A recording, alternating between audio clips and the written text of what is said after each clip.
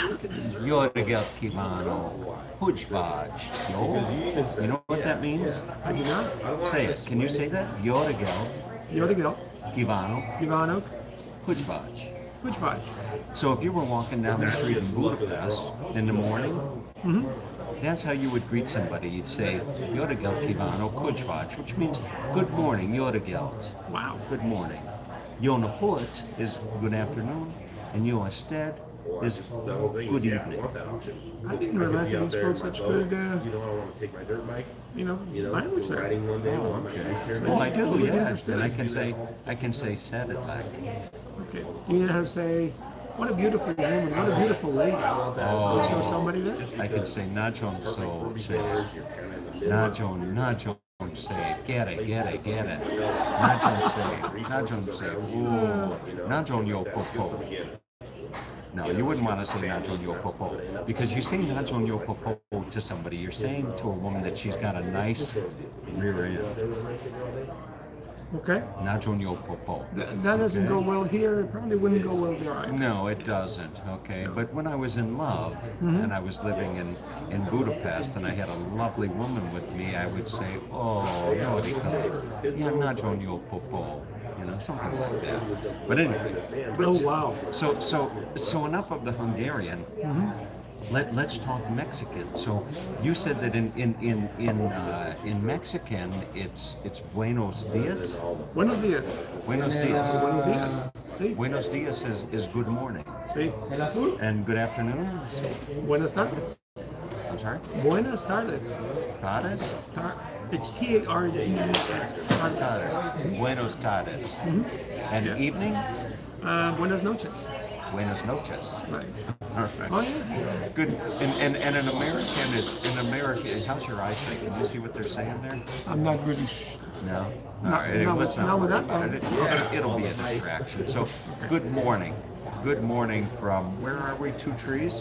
Buenos Dias from Two Trees in Ventura, California. We are having breakfast with a nice and beautiful steamy cup of coffee. Now, what are we going to have for breakfast? We're going to have chilaquiles. Do you know what chilaquiles are? Chilaquiles? Oh my gosh, they're coming right now. Oh, but they're here. We're having chilaquiles right now. Oh my God. Oh wow, okay. Look at this. Oh my gosh, look at this right here. Wow. Wow. What's that? No, it seems like we got everything that we need. Thank you. Look at that. Oh my gosh, look at this beautiful. Oh, beautiful breakfast right here. Chilaquiles? Chilaquiles. Yeah. Now these look nicer. Good. Put your plate down if you would. Okay. Put your plate Hang down. on. Mine is the one with the green sauce. Yours is the one with the red sauce. We got each other's plates. Yeah, you got the red sauce. I got the. This is the one that I want. He's got the green sauce, and I've got the. I don't know. Let me see if I can turn this camera around here. Chilaquiles. I don't. Would you like me to explain what they are? Well, yeah, I would love you to explain what they are. Give me one. Pilanat. Okay. Pilanat is one moment in Hungarian. Pilanat. Okay. So what is it that we're eating? Okay. What we're eating right now is what chilaquiles are is basically a poor Latin person's breakfast. And Now you're not a poor Latin person. I'm a Latin person. Yeah, but you're not poor. Well, no, I'm immensely rich in many different ways. Money having the least to do with it. Okay, but let's go back to this right here. Okay. What is this right here? And I'm just going to bring it out right now and just show it to you. This beautiful steaming piece of tortilla. Okay. It's a tortilla. It's what happens is when tortillas go stale, just from being out in the just out. Okay. They lose their moisture. They get a little hard and toasty. So what they do, typically people would throw them away. Okay, but somebody came up with a way of using them to make chilaquiles. That's really what this is right here. Basically, a tortilla that went stale. So we're eating stale tortillas? That has been repurposed now. Reversing. Just the salt and pepper, please. And I almost gave her the sugar. And okay. And for the record, when it comes to flavor and taste, this is going to be phenomenal. You're going to love it. Okay. So don't let the stale tortilla part. Okay, but there's more to the story, right? There's more. So now that they've been repurposed, it's become the chic breakfast for all the Mexican places now. Really? So the places that have chilaquiles are really up and coming upscale Mexican restaurants, like the one that we have right here now. Now, you can travel all around the country, and you're not really going to get, unless you're down somewhere in the west or the southwest. Okay, you're not really going to get a really good traditional Mexican meal. I mean, if we were in Billings, Montana, per se, or Minneapolis, Minnesota, it's just not the same. There's something to being close to the border, that really gives it the authenticity. It's a competition factor. Closer to the border, you're going to have more places doing the same thing, and they all compete against each other. And flavor, it's the differentiation between all the places. Right. The one with the better flavor is going to have the more people. So tell me something. I want to take advantage of this opportunity. I don't want to have a missed opportunity. You've been on several of my videos now, and you're quite the celebrity. People out there like you. I wouldn't know why. People out there on Tom TV, they can't get enough of Lee. In fact, they if there were ever going to be a spin-off of Tom TV, if there were ever going to be a spin-off, it would be Lee TV. You could have your own TV show. And they say, where'd you get your start? And you say, well, I was discovered on Tom TV. I was discovered on Tom TV. Actually, you had mentioned that to me earlier today, and I couldn't comprehend why. So my question to you was, I didn't understand why. What is it about me that people find so appealing? You're a lovable guy. You're a personable man. You're a personable man, and I'm sure there's probably a lot of ladies out there that think you're a rather attractive guy.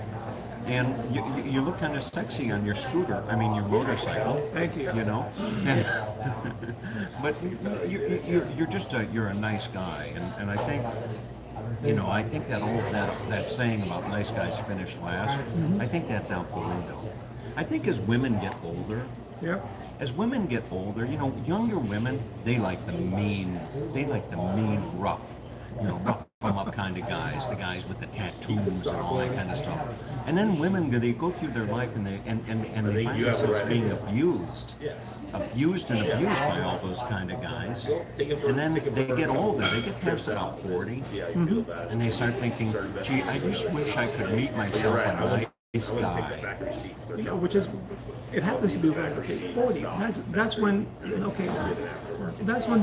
the brain develops. That's when everything is there for a person. So for me, somebody in their 40s, 50s, I think is a phenomenal age.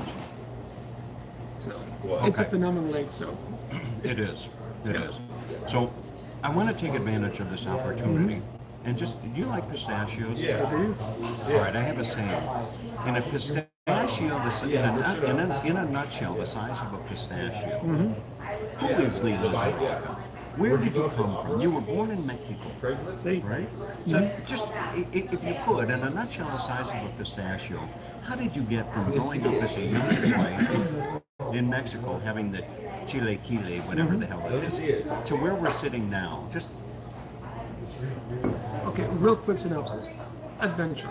Okay, when I was 15 years old, I had the opportunity to come over here and go to school, and I took it, and I never went back to stay. So once I discovered that I loved this place here, it became my home. I go back all the time, but I go back now as a visitor. This is home. And you have sisters in Mazatlan? I have 4 lovely ladies in Mazatlan who love to see me every time I go. And I go there as often as I can, 4 or 5 times a year. Really? Visit. In Mazatlan? Yeah. And when you're down there, do you kind of hang out on the beach? And No. I went to Mazatlan once. We have a place there called Senior Cross. I used to work next door to it when I was a kid. So you know Senior Cross, Sure. huh? Yeah. Now, you asked me if I go to the beach when I'm there. Oddly enough, I don't anymore. I go from one sister's house to the other sister's house and to the other sister's house. So it's visit everywhere, which suits me just fine. I'm perfectly content with being in one place, sitting down and talking for the entire day, just building the relationship, working on that. I'm okay staying in one place. And when people talk about your passions, I'm just going to guess. I'm going to give you your top 3. Okay. Well, I know you well enough. All right. So, what Lee is passionate about, and you just nod your head yes or no. if I get these right. Sure. Lee is passionate about his family. Yeah. He's really passionate about his family. He's got 2 beautiful daughters, twins, and a lovely wife. Okay, so you're passionate about your family. Absolutely. You're passionate about your dogs. Oh yeah. And dogs. You love dogs, right? Yeah. You have 2, what are they, Basset Hounds? 2 basset hounds. You have 2 Basset Hounds. What are their names? Okay. Solva is the boy, Salva? which is a Norwegian name. Yeah. More on that later. And Jasmine is the other one. All right, so you have 2 dogs. You're passionate. You're passionate about dogs. You love dogs. I do. Yeah. Right? All dogs. Yeah.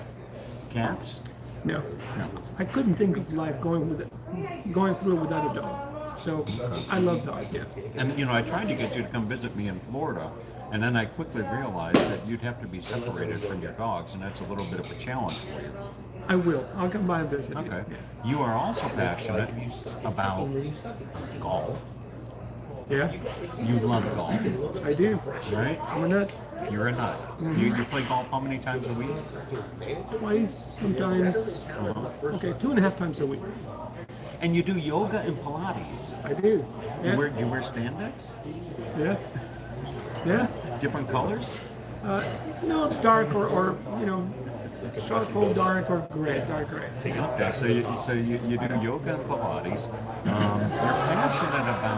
You're passionate about real estate. You love real estate, Yeah, I do. right? Yeah. You love real estate. You bought yourself a horse ranch Just recently. just recently. Just recently. And let's see, I'm trying to think, am I leaving anything out? So you got the golf, the family, plants. I like plants a lot. You love plants. Yep. Yesterday you came up to me in the shop and you said, you know what this is? It was a bujum tree. Google it. A what? Google it. Bujum tree. How do you spell that? Bujum. Bujum. Bujum tree. Bujum tree.